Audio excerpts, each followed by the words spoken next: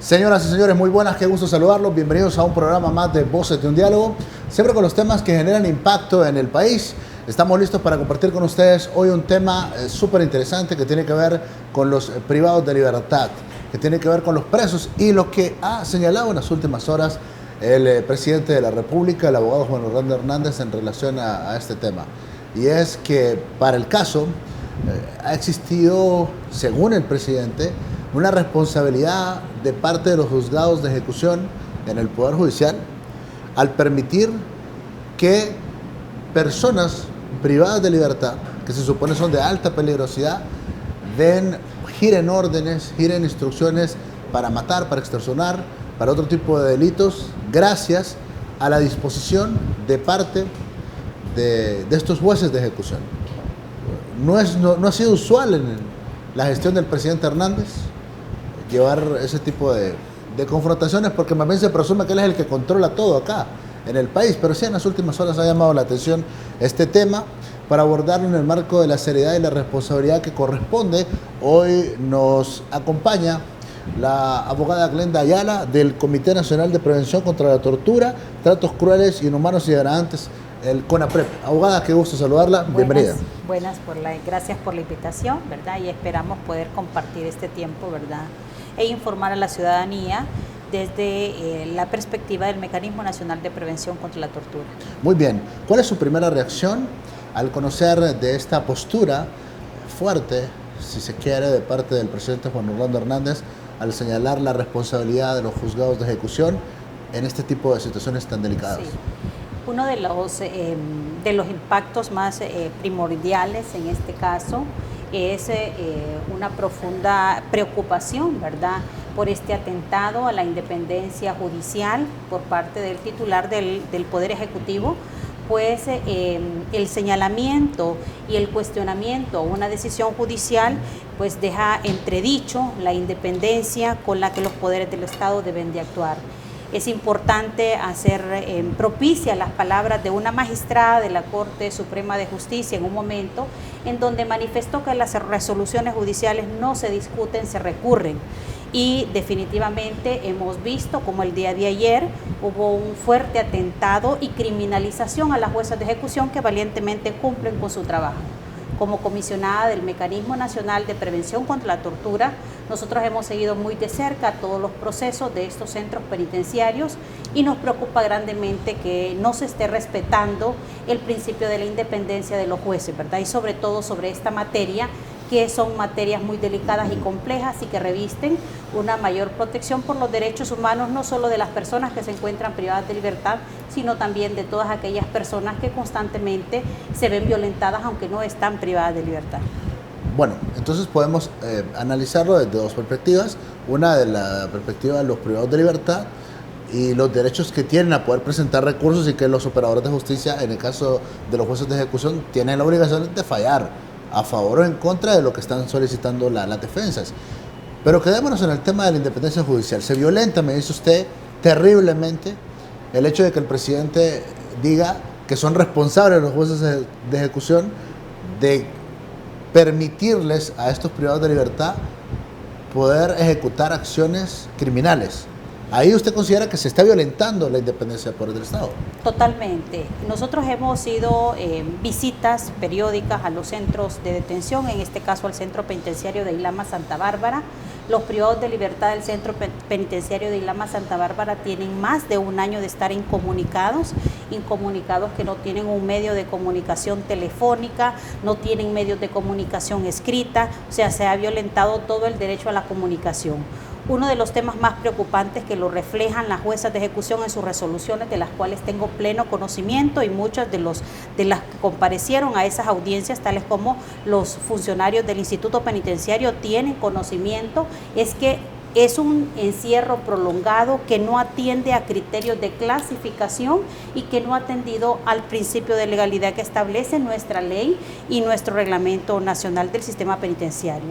Todo acto que se implemente o se instruya a un privado de libertad al margen de la ley, pues constituye una violación al principio de legalidad. Las jueces lo que han establecido es lo que constataron, ¿verdad? llamamos, ¿verdad?, las autoridades penitenciarias para que cumplan con lo establecido en las resoluciones judiciales, porque hemos visto un claro incumplimiento, no solo a esta decisión que se adoptó posterior a la visita del 13 de marzo, sino que a lo ordenado por la sección judicial de San Pedro Sula en octubre del año pasado, en donde verificó las altas tasas de hacinamiento del centro penitenciario de Ilama, Santa Bárbara, más de 2.100 privados de libertad, donde la capacidad instalada era de 1.450, y esto pues provoca un trato inhumano y degradante el tener esas condiciones de hacinamiento. Ellas ordenaron, entre otras medidas, el cierre de ese centro, ¿verdad?, que no se podía trasladar a ningún privado más a este centro, y lo que hemos podido observar constantemente son estos traslados a estos centros penitenciarios en franca violación a la resolución judicial. No sé cuál es la intención, ¿verdad?, del primer mandatario, si nos preocupa cuando hay esta intromisión a otro poder del Estado y sobre todo a esta decisión que conlleva una finalidad específica, que es velar por la correcta aplicación de las normas que regulan el régimen penitenciario. La inspiración de la función del juez de ejecución es corregir los abusos y desviaciones que puedan producirse en el cumplimiento de los preceptos contenidos en la legislación penitenciaria. Esto es una atribución que el mismo Código Procesal Penal le atribuye, valga la redundancia, a los jueces de ejecución, y que ellos, amparados en esta función, están cumpliendo con esta labor tan importante, ¿verdad?, para el principio de la ejecución de las penas. Pero, ¿es verdad o no es verdad lo que dice el presidente Hernández de que gracias a estas resoluciones reos de alta peligrosidad pudieron perpetrar a través de órdenes estos crímenes? Considero como temerarias esas declaraciones porque si bien es cierto, las juezas ordenan el desencierro como le está establecido en la ley, que a partir de las 6 de la mañana hasta las 6 de la tarde los internos pueden estar en áreas comunes, no es menos cierto que no tienen ninguna comunicación y que están constantemente custodiados por la Policía Militar del Orden Público y la Fuerza de Control de Centros Penitenciarios. Adentro de estos módulos no hay ninguna forma de comunicación con el mundo exterior, a no ser por la intervención de los militares, que eso habría otro punto de vista que tocar, ¿verdad? Si estas personas del ejército que están trabajando en este centro están cumpliendo con esa función, ¿verdad?, de no permitir que este tipo de actos se estén perpetrando fuera. Sí consideramos como muy atentatorias las declaraciones del jefe de Fusina al decir que el aumento de homicidios se debe a partir de la ejecución de esta resolución. Pues hemos observado, y como representante del Mecanismo Nacional de Prevención contra la Tortura, hemos observado que día a día los familiares encuentran grandes desafíos para poder entrevistarse o para poder tener una interacción con sus parientes. Se les han suspendido, ¿verdad?, sus visitas sin justificaciones algunas legales, y esto ha pasado a vista y paciencia de todos los operadores de justicia. Sí considero importante que en el marco del equilibrio y la división de los poderes del Estado, en el marco de los principios de un gobierno en donde hay un respeto a la dignidad de la persona humana, es importante que se respeten las decisiones judiciales, ¿verdad? Y que todas las altas autoridades del INP fueron convocadas a estas audiencias. Si no estaban de acuerdo, tenían el momento procesal oportuno para interponer las acciones correspondientes. ¿Por qué razón no se interpusieron, sino que 4 o 5 meses después se viene a establecer cuando han sido notificados 3 días posterior a la decisión? Esos son temas que a nosotros nos preocupan y que de alguna manera nosotros hemos podido observar porque hemos visitado el centro penitenciario de Ilama, sobre todo de Moroselí. Nos hemos tenido que someter a todos los procedimientos que son invasivos a la dignidad humana, y nosotros como comisionados. O sea, cuando me dice eso, ¿a qué se sometió usted particularmente? A que nosotros somos fuertemente inspeccionados por personal femenina, nuestro cuerpo antes de ingresar al centro. Únicamente ingresamos con nuestra libreta y nuestro bolígrafo para tomar anotaciones dentro del centro penitenciario. Nos hemos sometido al escáner, ¿verdad?, para pasar. Entonces, ¿cómo es posible? Y esto lo observamos en nuestra última visita, que también lo contempla nuestro informe. Nos hicimos acompañar de las 2 juezas de ejecución, una de la sección de San Pedro Sula y la jueza de ejecución de Santa Bárbara, y fuimos los dos comisionados del CONAPRED, el comisionado Solís y mi persona, y un representante de la oficina del alto comisionado. Nosotros nos disponíamos a entrar a la segunda aduana cuando miramos que llegó un carro de la policía del ejército, donde venían como 5 o 6 personas del ejército. Estas pasaron sin ningún tipo de control a la primera y la segunda aduana, y nosotros llevábamos más de 30, 40 minutos por todos los controles. Se los hicimos saber en ese momento de nuestro ingreso y quedó establecido, y es más en la documentación que cada uno de nosotros tomamos. Entonces, sí considero que es demasiado temerario cuestionar estas decisiones judiciales cuando los encargados ahorita de la seguridad del centro no están cumpliendo también con los parámetros de seguridad. De hecho, en el área, en la aduana número 3, que se disponía supuestamente a cerrarla ese día, encontramos a la persona encargada de la fuerza con un móvil, un teléfono celular. Entonces decimos nosotros, bueno, si ellos desconfían de todo el que viene, ¿por qué nosotros no podemos desconfiar del trabajo que ellos están haciendo, verdad? Porque la regla debe de ser pareja e igualitaria para todos. Sí nos llama la atención este tipo de cosas porque nuestra mayor intención ha sido coadyuvar en el proceso de formación y en el fortalecimiento de la dignidad, no solo de las personas, sino que también de los funcionarios del Instituto Penitenciario.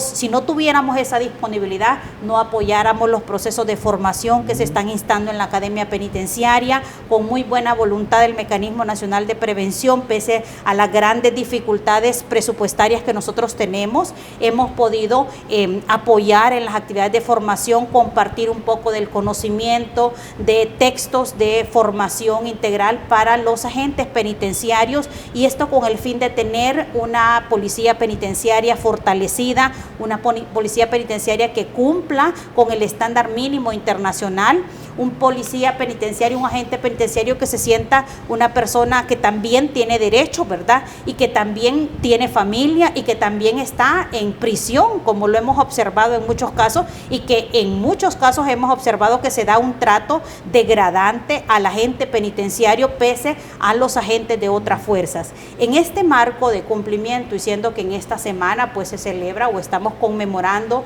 el día 18, el Día de las Normas de Nelson Mandela, que son el estándar internacional mínimo de las reglas mínimas para el tratamiento de los reclusos, nosotros pedimos al Estado, al presidente de la República, que revise los procedimientos o los principios de estas normas, ¿verdad?, a través de las personas que están dirigiendo el Instituto Penitenciario, porque el estándar mínimo nosotros como Estado no podemos obviarlo.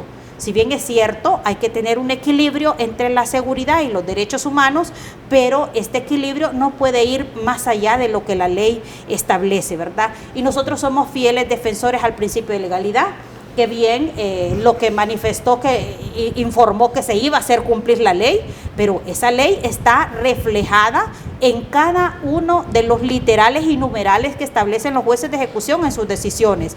Si usted observa, cada una de esas decisiones establece un principio y un fundamento legal para que el juez adopte esa decisión. Es más, se va inclusive aclarando y le establece al instituto que debe devolver las competencias a los consejos técnicos interdisciplinarios para que estos puedan realizar la labor de tratamiento, rehabilitación, que es parte fundamental de la pena privativa de libertad.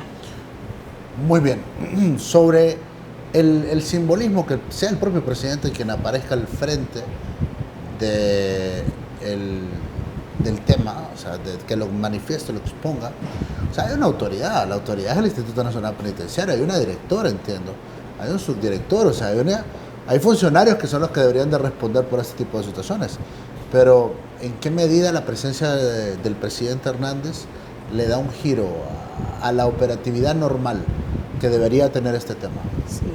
Bueno, la preocupación más grande es que el presidente comparezca ante un medio de comunicación invadiendo las competencias o violentando el principio de independencia de otro poder del Estado, ¿verdad? Esa es una de las preocupaciones más grandes para nosotros como mecanismo, porque vemos, ¿verdad?, que no hay un respeto a esa imparcialidad, ¿verdad?, y a esa objetividad con la que los jueces están emitiendo sus decisiones y con su profesionalismo.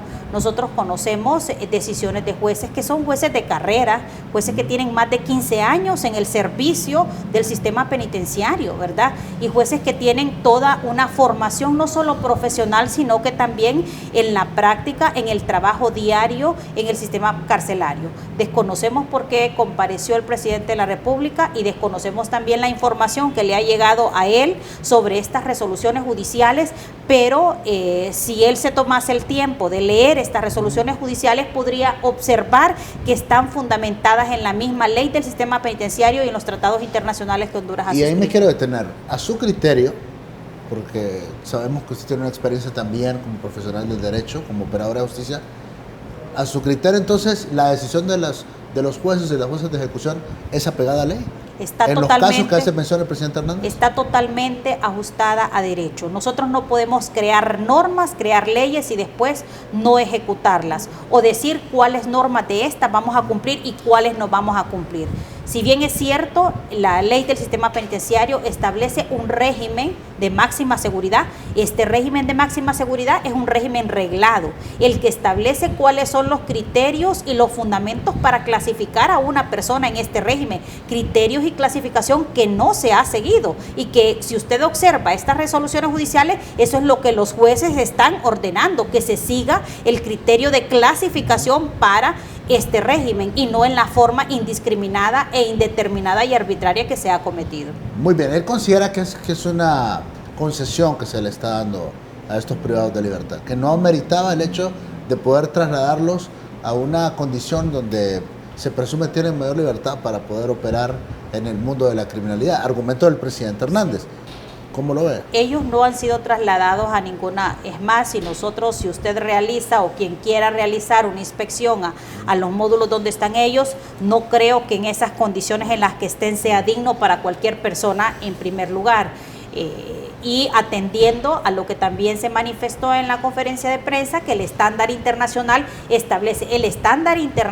dice que deben de haber celdas climatizadas, lo cual no es así, que debe de haber agua para consumir, lo cual no es así. Si hubiera agua pura para consumir una persona sin que le pueda provocar un grave problema a la salud, entonces los jueces no los estuvieran ordenando en sus resoluciones judiciales. Entonces, este tipo de situaciones, el que puede observar en qué condiciones están estos privados de libertad, pues observa que no están en ningún privilegio, que están cumpliendo un encierro tal y como lo refiere la ley y un desencierro tal y como está previsto en la ley, y que para atender a clasificaciones de máxima seguridad es necesario que haya un tratamiento y que ese tratamiento obedezca criterios objetivos para esa clasificación. De lo contrario, estaríamos entonces aplicando un encierro indeterminado y al margen de lo que manda la ley y el reglamento del sistema penitenciario, y también constituiría un trato inhumano y degradante conforme a la Convención contra la Tortura y los tratados internacionales. Si el presidente Hernández salió al paso para denunciar lo que él considera que es incorrecto de estos jueces de ejecución, ya a esta hora no debió haber salido el presidente de la Corte con una posición institucional, ya sea en respaldo de sus compañeros o dándole la razón al mandatario. Yo creo que, no sé cómo lo ve usted, a esta hora, si se atreve el presidente Hernández a salir en una rueda de prensa a condenar prácticamente la forma en la que están aplicando justicia estos jueces, ¿por qué todavía hasta ahora el presidente de la Corte o la Corte no tiene una posición oficial? Sí, nosotros, de alguna manera sabemos que están en periodo de vacaciones, no vamos a justificar la posición, pero sí en una declaración que rindió el presidente de la Corte cuando se iba a ejecutar la orden del señor Romero, se estableció y dejó bien cimentada el respeto a la independencia.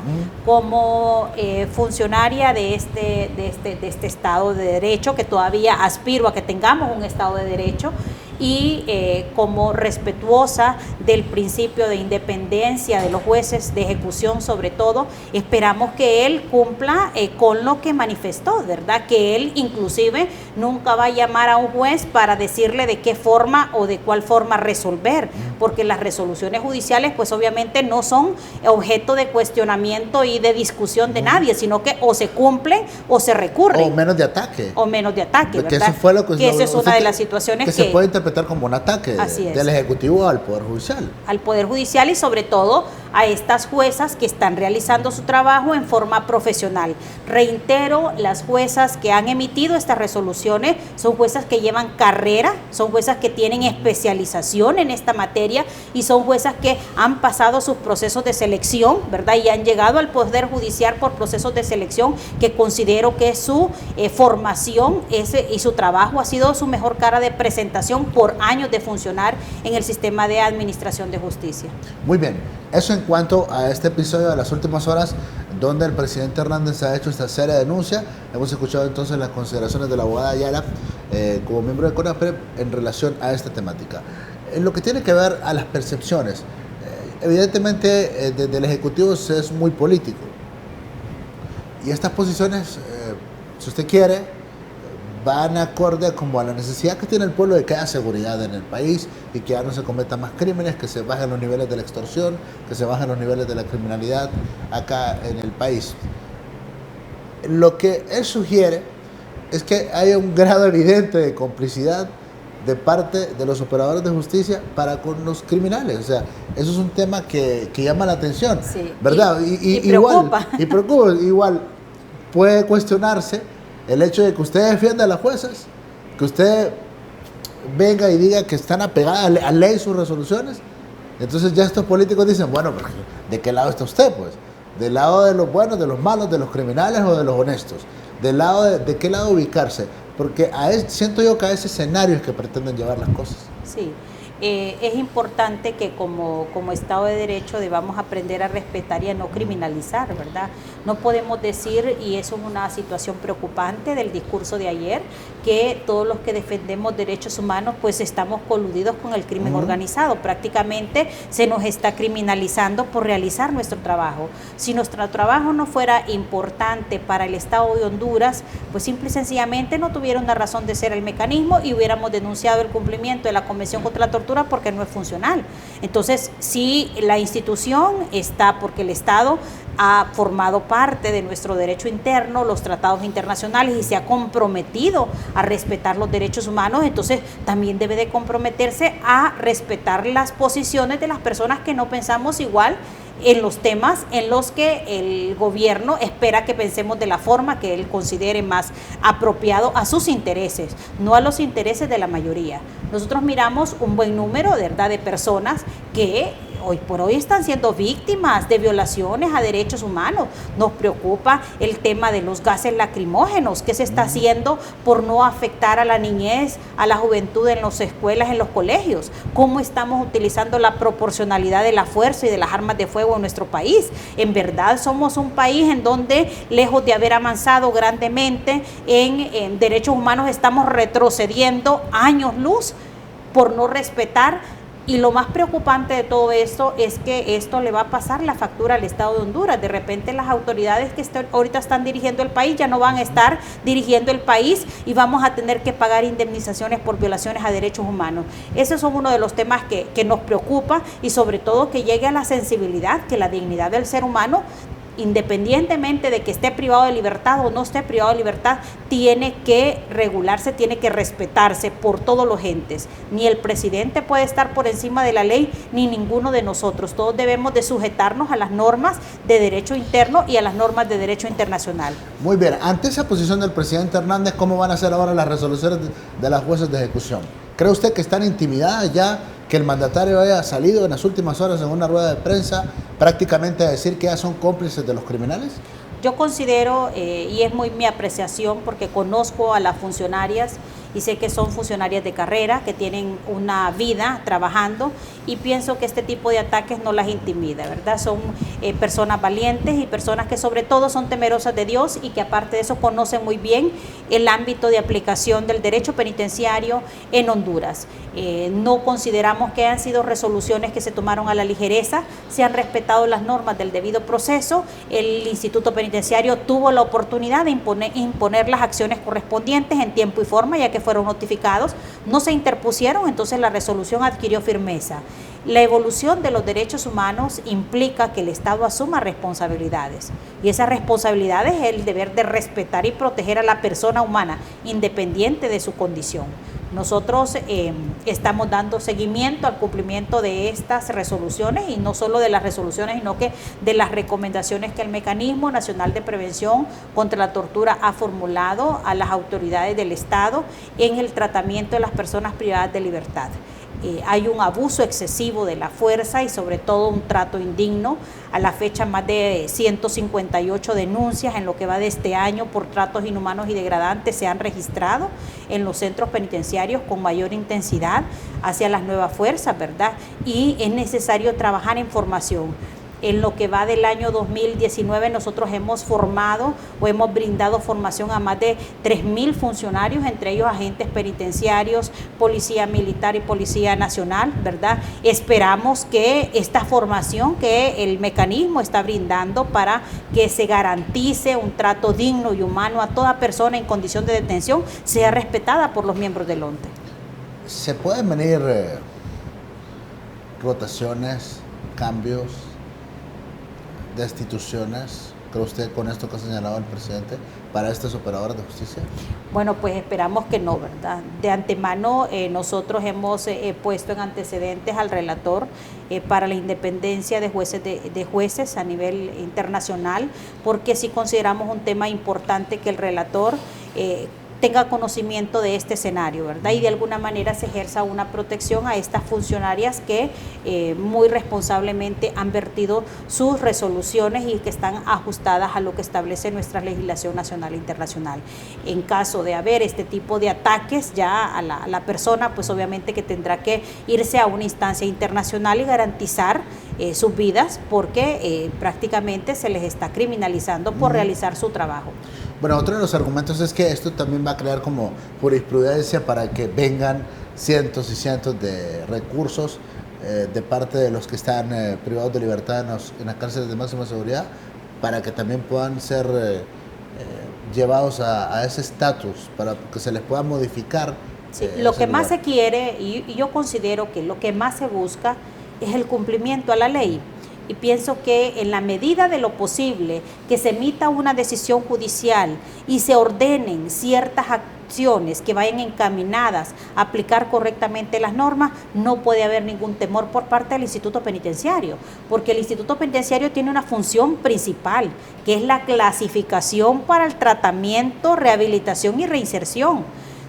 Función que a la fecha no se está cumpliendo, y es más, lo dicen las resoluciones judiciales y es lo que nosotros aspiramos, ¿verdad? No a satanizar las resoluciones judiciales, sino que a cumplir con esa clasificación, con ese tratamiento, que se va a clasificar los que estén o que deban de estar en régimen de mínima, media y máxima. Pues a eso aspiramos todos, a ese cumplimiento de la ley, a que si se va a efectuar un traslado o si se va a imponer, es más, la resolución de la sección judicial de San Pedro Sula es clara al decir, cuando se deba de sancionar a una persona porque ha cometido una infracción dentro del centro penitenciario, que se observen las normas del debido proceso establecidos en el reglamento disciplinario, situación que no se ha observado y que eso es lo que preocupa al sistema y también, ¿verdad?, al Poder Judicial, que en este caso le compete la importante función de vigilar que se apliquen correctamente estas normas que regulan el régimen penitenciario nacional. ¿Qué tan cierto es que ha habido resoluciones de parte de jueces de ejecución que no han sido acatadas por el Instituto Nacional Penitenciario? Bueno, lo hemos observado y con mucha preocupación. Hay jueces en donde han ordenado el traslado de privados de libertad, por ejemplo, a otros centros por correr grave peligro su vida y no son cumplidas por el sistema penitenciario. Es más, hemos visto donde el juez lo ordena remitirlo a un centro y han llegado a ese centro inmediatamente, autoridades del INP han ordenado la remisión a otro centro sin ningún tipo de decisión administrativa que deba de soportar esta decisión.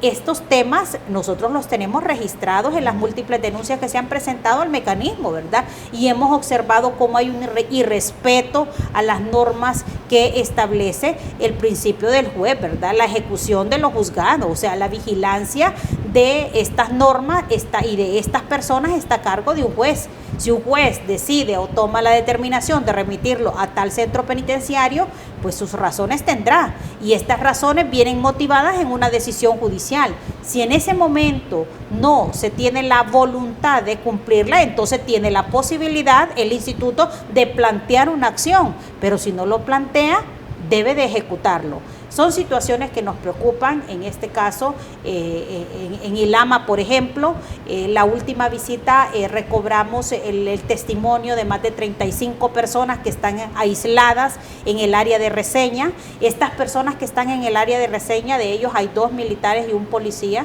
¿verdad?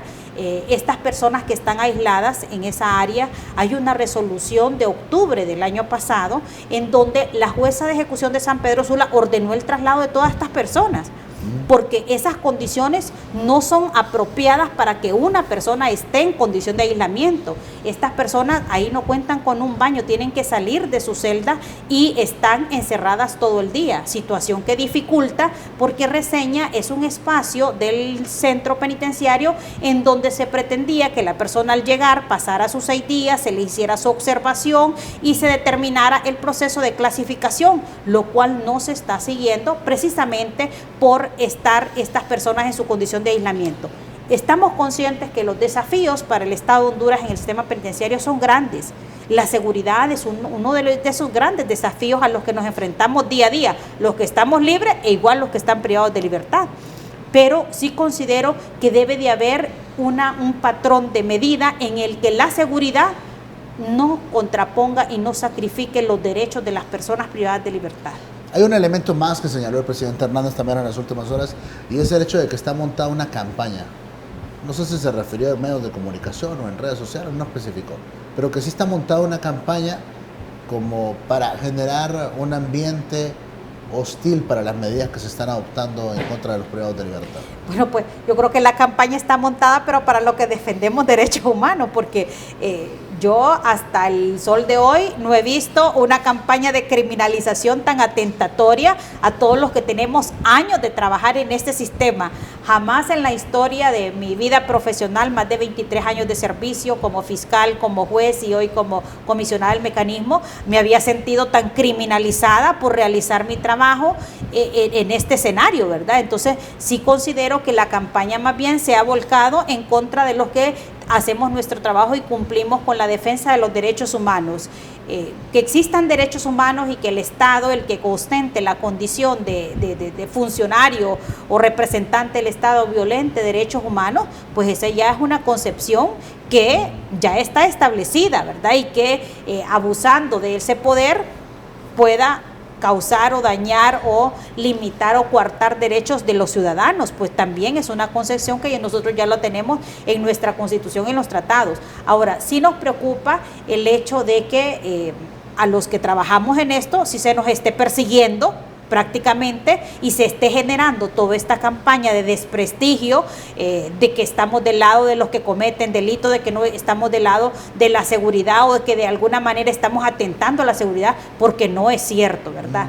Y prueba de ello, hemos tratado de más bien de colaborar con la seguridad, colaborar con los entes del Estado a través de las múltiples formaciones que el mecanismo ha brindado para que inclusive hasta los mismos jueces, ante la falencia de los agentes penitenciarios, de los funcionarios penitenciarios, se han ofrecido y han brindado jornadas de formación para que se cumpla correctamente la norma. Yo creo que como está funcionando el sistema penitenciario, si tuviéramos la mayor parte de jueces que fueran menos mediadores, llovieran las resoluciones judiciales, pero se van y se adoptan resoluciones judiciales cuando aquellos mecanismos de mediación o de persuasión o de negociación ya no han sido posibles a través de las autoridades penitenciarias, porque yo he sido observadora y fui funcionaria, y muchos de los casos que se resolvían a nivel con el director, mire, esta persona está enferma, necesita un tratamiento médico, sería posible que usted lo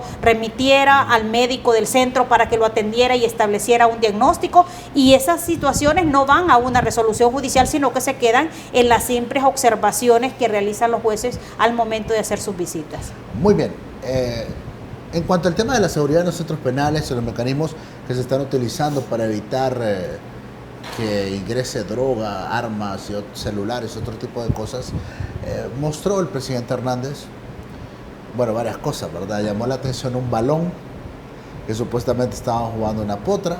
El balón se fue a exteriores y después regresó el balón de exteriores hacia adentro, y que ya venía de todo, con teléfono y todas esas cosas. Y no lo digo así porque me pareció, no digo que cómico, pero sí me pareció como que así como de película, ¿verdad? Mandan el balón para la calle y de la calle ya se los mandan con un combo, un paquete adentro. Hay que tomar en serio ese tipo de... Sí, hay que tomarlo muy en serio y muy preocupante. Porque en ILAMA, ¿quién es el encargado de la seguridad interna y externa? Aquí no podemos culpar a los agentes penitenciarios ni podemos culpar a los defensores de derechos humanos. Aquí es la Policía Militar del Orden Público y el control de centros penitenciarios los que están ahí trabajando. ¿Pero ese tipo de episodios fue cierto o no? Pues desconozco, ¿Ustedes no lo tienen registrado? Desconozco, porque ese tipo de situaciones solo ellos son los que tienen conocimiento ahí. Y esa es otra de las recomendaciones y que nosotros le hacemos a las autoridades de Fusina, ¿verdad? El que ustedes comparezcan a hacer una requisa o hacer una diligencia y haya un observador de derechos humanos, esto le da un crédito mayor al trabajo que se está realizando. Pero ni nos damos cuenta, cuando menos acuerda ya sabemos, se encontró tanto. ¿Cómo saber si fue cierto o no fue cierto lo que se encontró? Ese es otro de los temas. En el caso del balón, pues desconozco, pero sí le puedo decir con mucha propiedad que los responsables de custodiar todo el perímetro son eminentemente militares. Ahí no podemos inculpar a los agentes penitenciarios. Entonces, si ellos son los que están custodiando, ¿cómo es que un balón, el privado de libertad, no se va a salir a traer el balón y se va a regresar? Tuvo que haberlo llevado una de estas personas. Entonces, ¿qué está pasando con este proceso también de depuración de las personas que están trabajando? Esos son los datos que no se reflejan, y sí nos gustaría que también se reflejaran, ¿verdad? ¿Cuántas personas del APM han sido depuradas por este tipo de actos arbitrarios, ¿verdad? Para que nosotros sepamos el grado de contaminación que hay en estos escenarios, ¿verdad? Y lo hemos podido observar, y por eso de alguna manera que nuestra posición es un tanto, de alguna manera no favorable para ellos por este tipo de situaciones que hemos evidenciado. Sí consideramos que en un Estado de Derecho tenemos que respetar las competencias de cada una de las funciones. Ellos son los responsables de la seguridad, pues entonces que velen por la seguridad siempre y cuando respeten los derechos fundamentales. Ya establece la ley cómo se debe de hacer los procedimientos de requisa. No, si se sospecha que una persona en sus partes íntimas lleva droga, debe de remitirlo al personal sanitario para que se le practiquen las pruebas pertinentes. ¿Y cómo ahora lo hacen? Igual se remite a medicina forense, pero en este caso nosotros podemos, y es más, hemos documentado más de 10 casos de personas que se sospechaba llevaban algo en sus partes, ¿verdad? Según lo que reflejaba el escáner, fueron llevadas hasta la policía, a la DPI de Santa Bárbara, fueron tenidas hasta altas horas de la noche y no se les encontró nada. Entonces, miramos también el grado de confiabilidad, y son casos que los tenemos documentados. O sea, pero todos los fines de semana, digo esto con mucho impacto, vemos que publican fotos de mujeres que pretenden ingresar a los centros penales y que las acusan de pretender ingresar cualquier tipo de cosa por sus partes íntimas. O sea, esa es una noticia que la estamos viendo a diario acá en el país. Pero eso es bueno o es malo. Si se lo pregunto de esa forma, porque siento que si alguien sabe que no puede pasar ahí con algo ilícito, es constante la práctica. Sí. Nosotros a nivel del mecanismo de prevención contra la tortura hemos hecho una campaña de sensibilización y formación de los familiares de privados de libertad de las consecuencias de el ingresar objetos ilícitos o prohibidos o sustancias prohibidas al centro penitenciario. Y también hemos impulsado los procesos de formación para estas personas, porque muchos de ellos pues sí, en alguna medida son intimidados hasta por sus propios familiares para que lleven objetos prohibidos. ¿Se ha incrementado ese fenómeno? Porque es una percepción que tengo como periodista, que percibo que se ha incrementado, pese a los controles. No podríamos decir, y se lo dice alguien que tiene más de 20 años de trabajar para este sistema, no podríamos decir que se ha incrementado si antes no teníamos controles. De repente, tal vez antes lo teníamos en mayor medida y hoy en una menor medida, lo único que tenemos como acreditarlos por los procesos que se están siguiendo. En efecto, la seguridad es un bien importante, estamos a favor de que se creen condiciones, pero que se respete la dignidad de la persona, que no se criminalice al familiar, ¿verdad? Que si se van a hacer los procesos, pues se hagan de acuerdo al respeto a la dignidad humana, no solo para la persona privada de libertad, sino que también para el familiar que llega a ver su familiar. De alguna manera, si se encuentra una persona portando un objeto prohibido o ilícito, debe de ser remitida al centro penitenciario, al órgano jurisdiccional competente, como hasta la fecha se ha estado haciendo. Sí considero que no podemos decir o que hoy se ha incrementado si antes no teníamos este patrón de medida de cómo estaba la situación. Sabíamos que había droga porque llevábamos al centro penitenciario y era todo mundo con humo de sustancias prohibidas, ¿verdad? Y nos preguntábamos, de hecho, cómo es que un privado de libertad ha llamado al juzgado de su teléfono móvil y la autoridad penitenciaria no se ha dado cuenta. O sea, eran muchas situaciones que pasaban y sí considero que deben de establecerse las medidas administrativas adecuadas para garantizar la seguridad. Pero esta jamás ni nunca puede ir en detrimento de los derechos de estas personas privadas de libertad, ¿verdad? Y hacerlo o violentar estos derechos, pues el Estado enfrentaría responsabilidades internacionales. Muy bien. En cuanto a lo que tiene que ver con aquello de que las cárceles están llenas de inocentes por la mora judicial que se tiene y que hay muchas personas sin una sentencia, ¿prevalece todavía en los centros penales? Si lo miramos desde el punto de vista jurídico, más del 50% están procesados, lo cual conservan vigente su principio de presunción de inocencia. Y este principio es quebrantado. Más del 50% de la población carcelaria no tienen sentencia, están en su proceso de juzgamiento. ¿En cifra? ¿De cuántas personas estamos hablando? Estamos hablando de más de 11.000 y fracción de personas, de los 21.200 y fracción que son. O sea, más de 11.000 personas que se les tiene que respetar hasta hoy su presunción de inocencia. Su presunción de inocencia y que no se les puede tratar como culpables, según lo que dice nuestra Constitución de la República. ¿Pero cómo eso? ¿Que no se les puede tratar como culpables? ¿Cómo así? No se puede presumir responsable de un hecho de homicidio, de un tráfico de drogas, si no tiene una sentencia condenatoria firme. ¿Y hay personas de este tipo que están en las cárceles de máxima seguridad?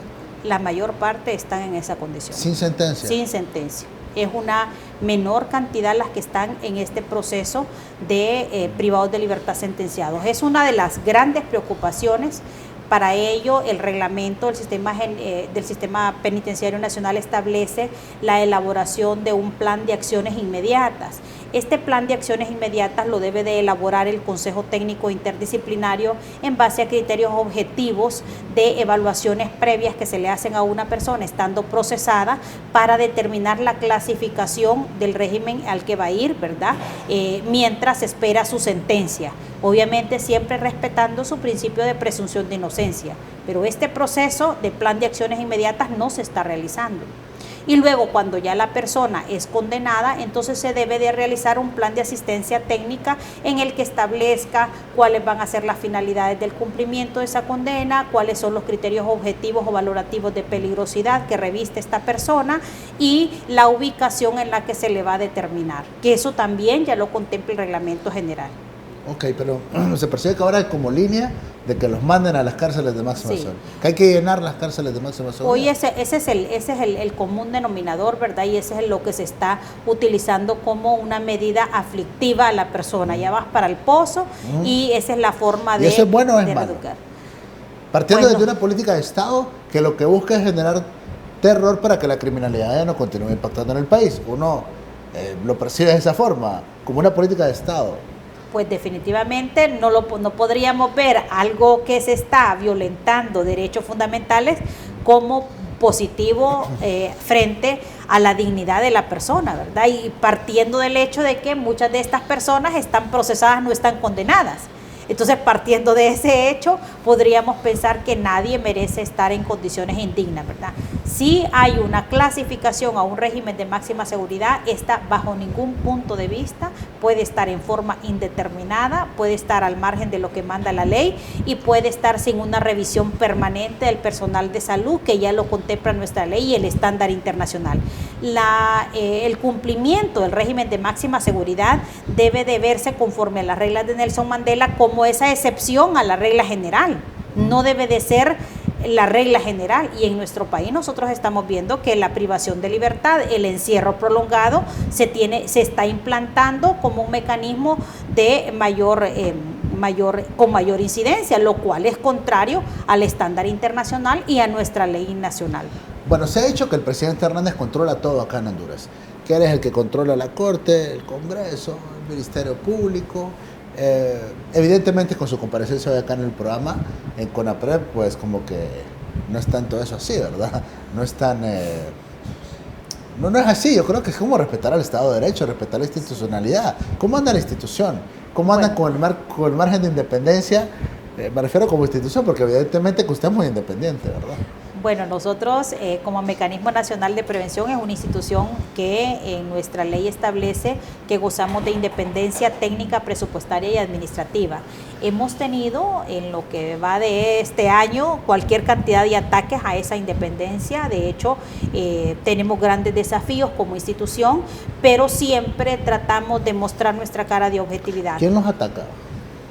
No, imagínense que a uno le den presupuesto y que le digan cómo lo va a gastar, no en las necesidades que tiene la institución. ¿Cómo así? ¿Cómo así? Discúlpeme que... Por ejemplo, el año pasado, el año pasado se creó un decreto ejecutivo en el que se clasifica al Mecanismo Nacional de Prevención contra la Tortura dentro del Gabinete de Gobernabilidad, que depende de coordinación de gobierno.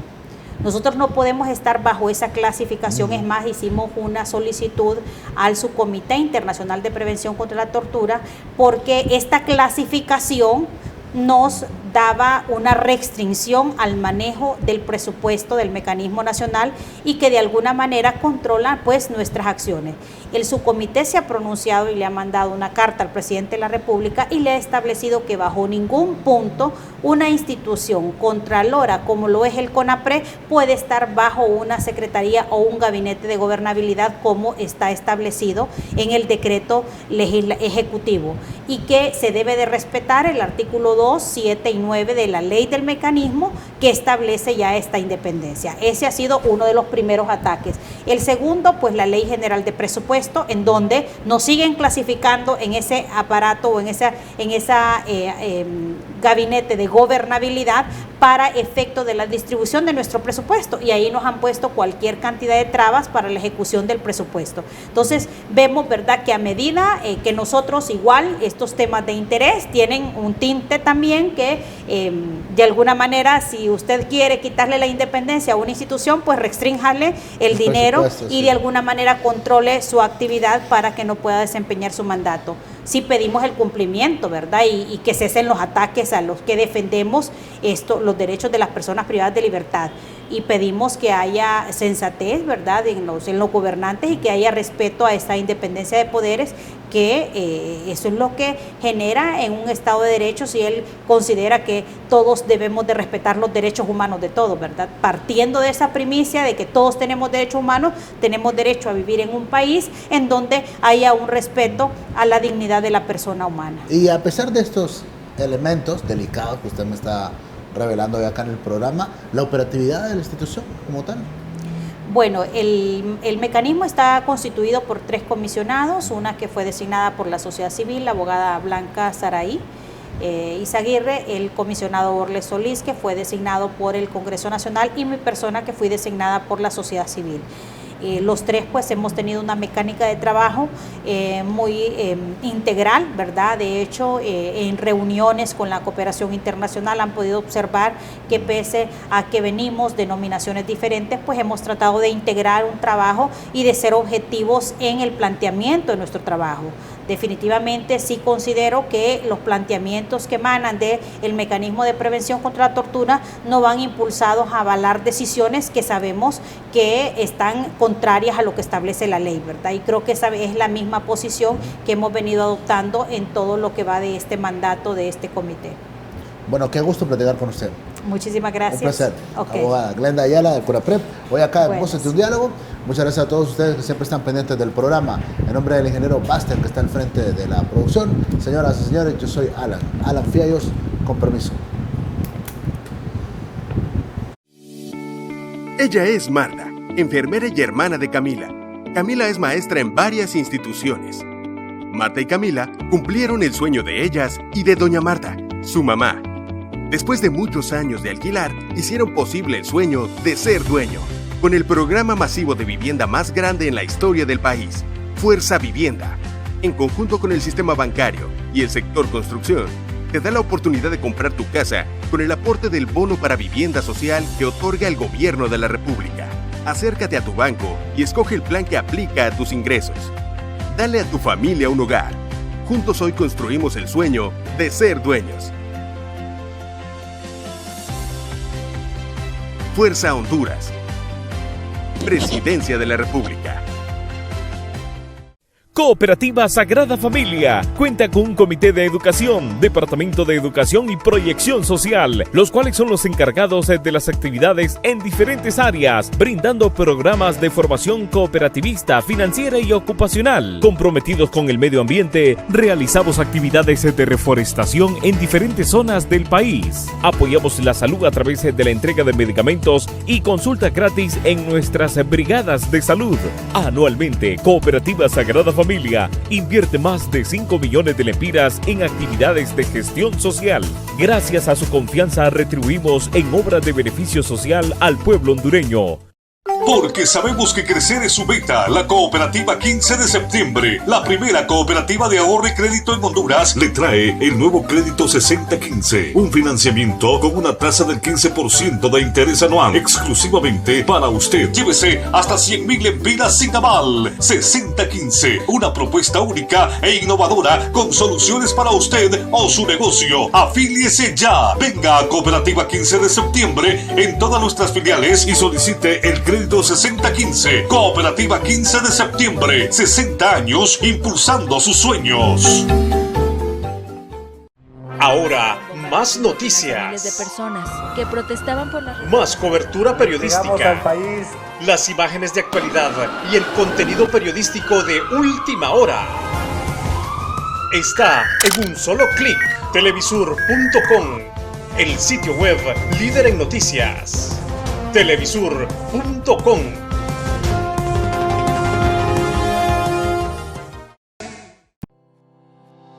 Desde el 8 de junio, el gobierno de Honduras desembolsará 3.500 millones de lempiras para el pago del 14º mes de salario, correspondiente en junio de 2019 a 236.187 empleados públicos a nivel nacional.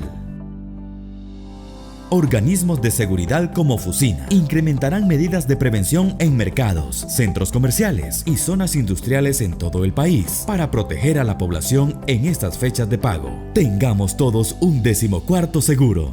Gobierno de la República. El AM de su radio ahora suena estéreo y en alta definición. La Catracha 1060 AM, ahora en estéreo y también en tuning.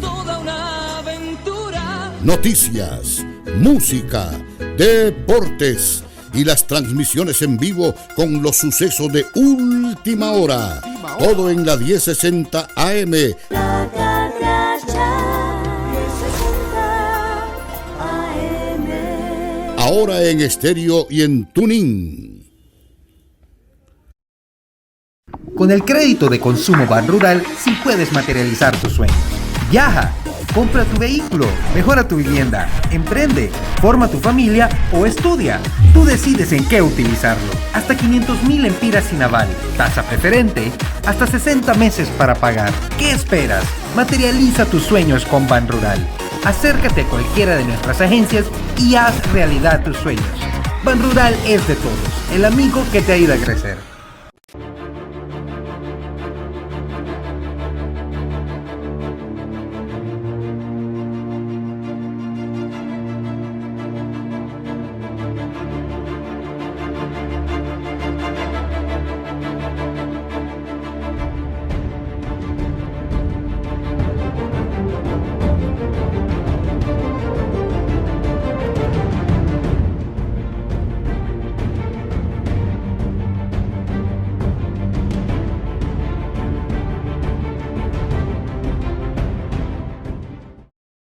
El zancudo Aedes aegypti es un enemigo peligroso al que juntos debemos derrotar, porque es el que transmite el dengue, zika y el chikungunya. Cepille las paredes de la pila y barriles donde almacena agua una vez por semana, utilizando la untadita. Mezcle detergente y cloro y déjelo actuar durante 10 minutos. Limpie los solares baldíos, elimine las llantas, botes y todo lo que pueda acumular agua. Pailas, baldes, barriles que acumulen agua, ponerle sus tapaderas o tápelos con plástico transparente y amárrelo con una cuerda. Limpiar el agua de los floreros. Siga estos consejos y póngalos en práctica. Recuerde, sin criaderos no hay zancudos. Sin zancudos no hay dengue, zika ni chikungunya.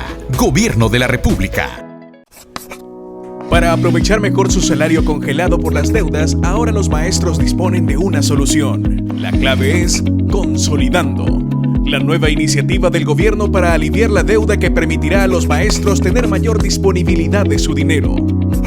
Si tu sueldo es menor a 2.000 lempiras por pagos de deudas, muy pronto visitaremos los centros educativos de tu comunidad para ayudarte a consolidarlas. Consolidando, juntos vamos caminando. Voces de un diálogo. Bienvenidos a un programa más de Voces de un diálogo, donde se abordan temas de impacto. Ha procesado a medio mundo y no le ha pegado absolutamente nada. Con los diferentes protagonistas del acontecer nacional. El contrato social entre los gobernantes y los gobernados. Pero los que tenemos algunos kilómetros ya recorridos, Alan. Si los entes judiciales son imparciales. Evitar que se siga yendo la gente para allá. Hay gente honesta, gente interesante dentro, pero dialogan sobre los temas más importantes que se generan en nuestro país. Ha perdido, si es que alguna vez la tuvo. La sociedad que tenemos ahora no es la sociedad que tenemos hace 10 años. Al estilo único de Alan Fiallos. Algunos lo perciben así, otros consideran que es que se está haciendo justicia. Voces de un diálogo, todos los días a las 8 de la noche, solo por Cholusat Sur, Canal 36 y nuestras redes sociales. En Cholusat Sur creemos en los principios y valores cooperativos. Estamos convencidos que el movimiento cooperativo debe estar en el centro de la creación de una economía más sostenible y equitativa.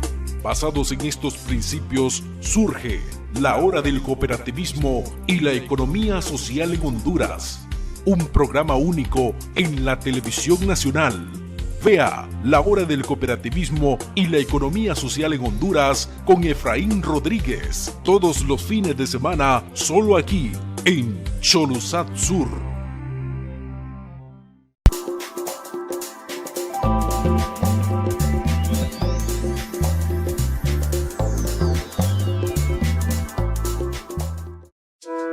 Cholusat Sur presentó Voces de un diálogo.